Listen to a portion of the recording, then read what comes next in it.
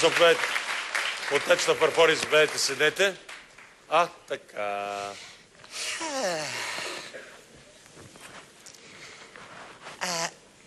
Добър вечер. От мен Лили Иванова. Благодаря много.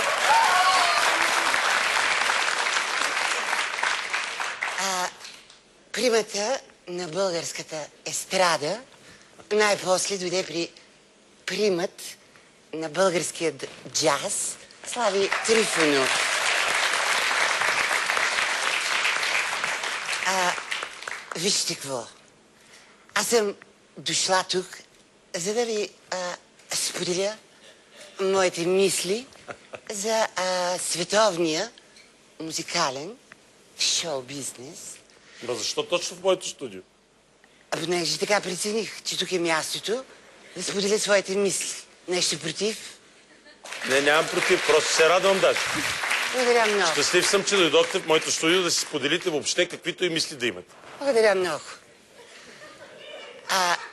Имам добра новина, а тя е, че ние все повече се доближаваме до световния шоу-бизнес. И откъде пък го разбрахте това? Например, мога да дам пример. Да.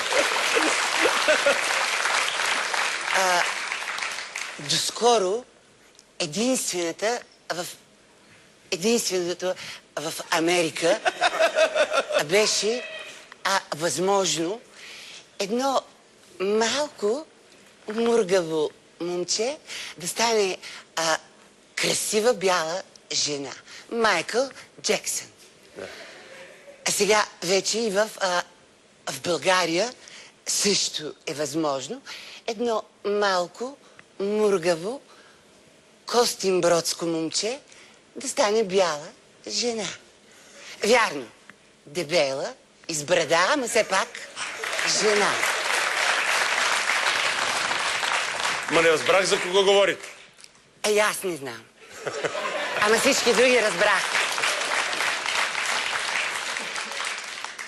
Сега директно ще говоря, тогава с имена. От друга страна, вижте една пикла, ще да кажа, ама тая световно известната Риана, която напоследък нещо ми се прави на Лили Иванова. Виж какво, Риана ли си, Драгана ли си, Петкана ли си, не ми интересува, не ми пука, каква си. Момиче, а какво ми размахваш тоя чадър и беше умбрела, ела, до кога ела? Виж какво, ако искаш да си известна, разкарай този чадър и вземи един бастун и го лъсни. Да.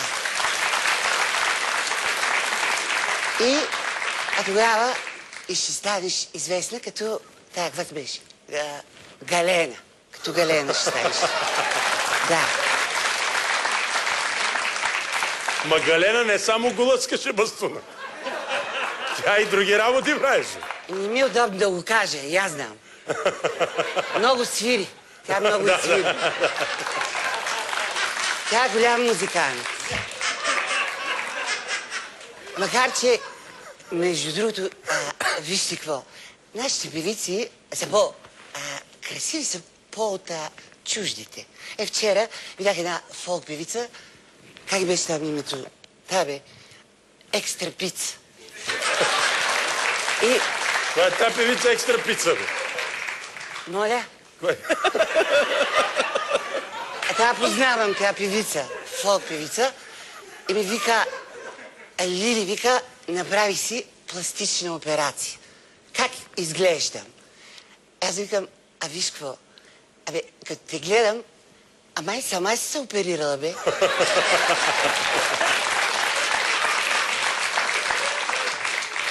И същата тая фолк певица Екстра пица, напоследък искам да ви кажа, че се продава значително по-добре от албумите си.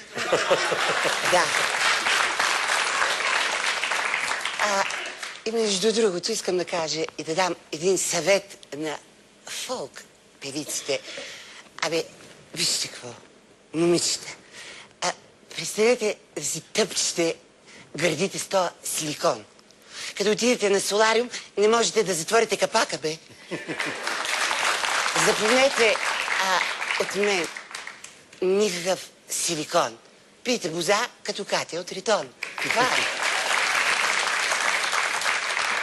Иначе в българския музикален бизнес няма проблеми. Никой не е казал и не твърди такова нещо. Например, група Кафе. Група Кафе се разпаднаха на утайка и втора цетка. Е това е. И слава Богу, че Драго Чая още си е цял. Но пък той не е група, а група те вече са само група той. И сега много говоря да направя нещо, което най-добре правя. Искам да поднеса моята специална изненада. Това е една песен, която съм посветила лично на Слави Трифонов. Да. Благодаря много.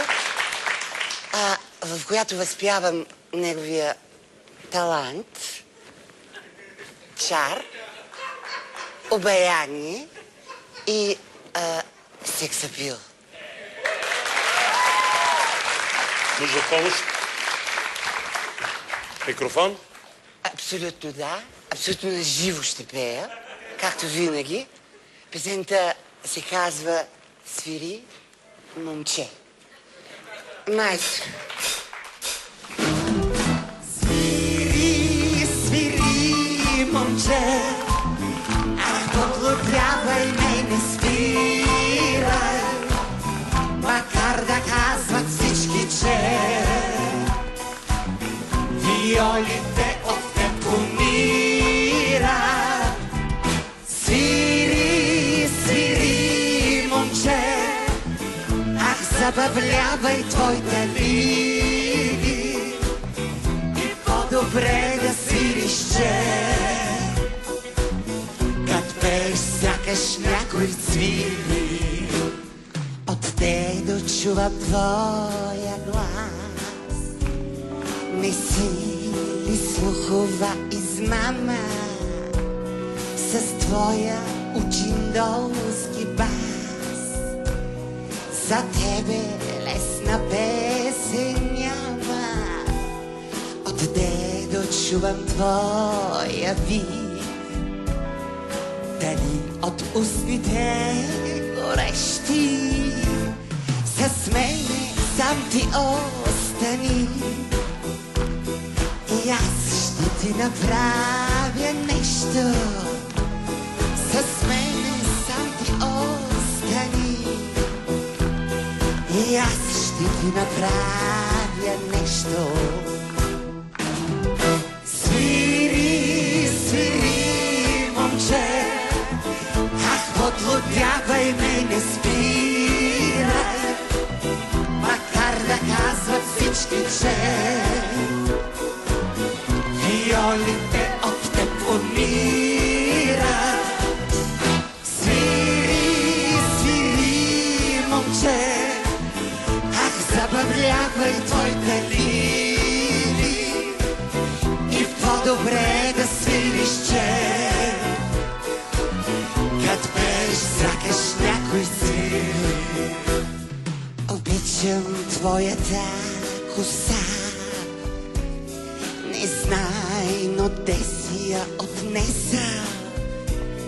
И майче, ако не греша,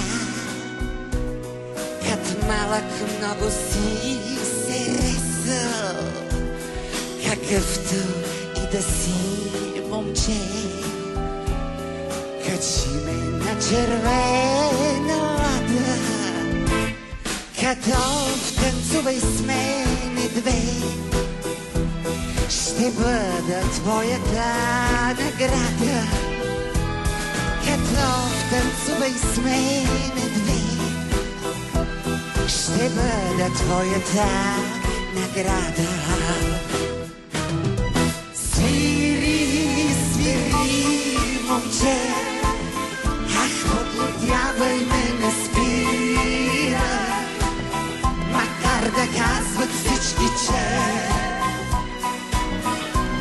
Болите от теб умира.